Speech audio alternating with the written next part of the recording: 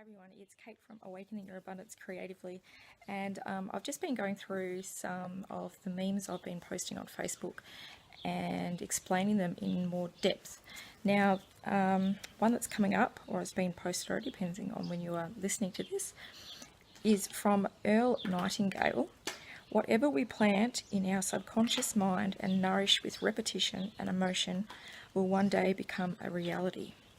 So that sort of goes in the theme of placing your affirmations around somewhere where you're going to see them, and having a little picture with them as well. That does help. And if you don't have a picture with them, just have a little image that you can shut your eyes and visualize then and there. Because the more you nourish your goal, your vision, the quicker it will be implanted into your subconscious mind, and the quicker the universe will bring it to you. So I hope this has helped.